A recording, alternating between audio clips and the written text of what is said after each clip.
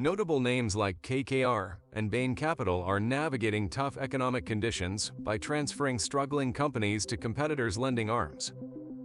This trend highlights the challenges facing private equity firms as their portfolio companies grapple with interest rate hikes, inflation, and supply chain issues. This shift also emphasizes the rising significance of credit services from within the private equity sphere. This dynamic underlines the prominence of private credit, which has outpaced traditional buyouts in growth for major industry players such as Apollo, Carlyle, and KKR. Let's explore this trend's nuances and its broader implications for private equity and the financial landscape.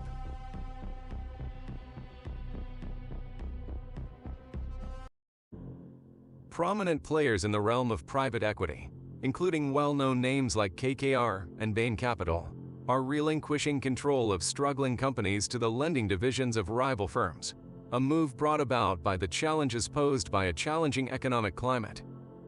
This surge of transfers of ownership to creditors highlights the difficulties confronting numerous private equity entities as their portfolio companies grapple with elevated interest rates, persistent inflation, and disruptions in the supply chain.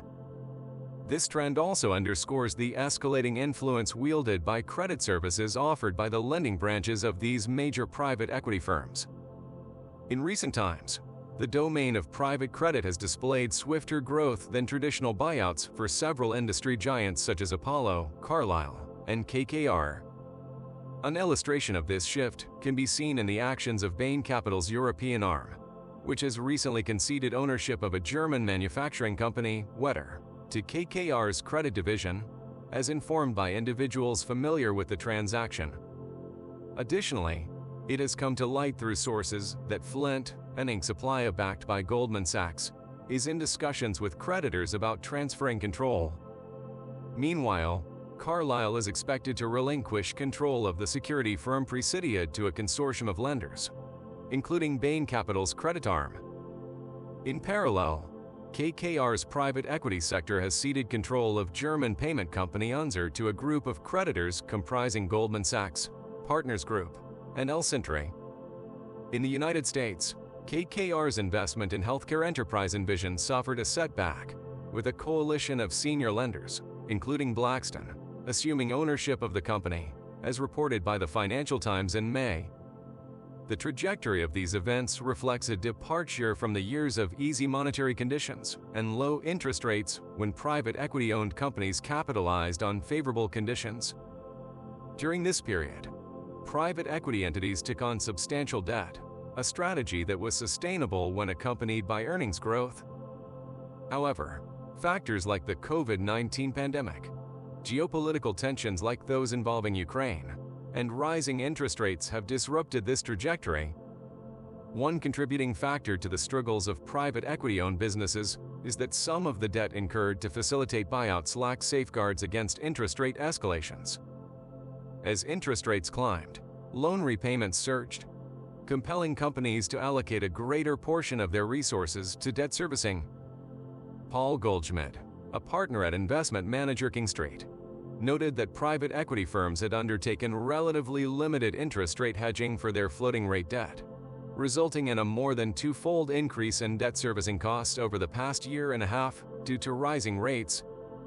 A complication for lenders is the absence of robust covenants in many loans utilized to fund these deals. Covenants are contractual provisions that safeguard creditors and enable them to identify potential issues with a company's financials before they escalate into significant problems. Manuel Martinez Fidalgo, co-head of restructuring at Houlihan Lokey, noted that the distinct difference between the present situation and previous cycles is that the trigger for financial issues nowadays tends to be liquidity, given the scarcity of covenants in recent years.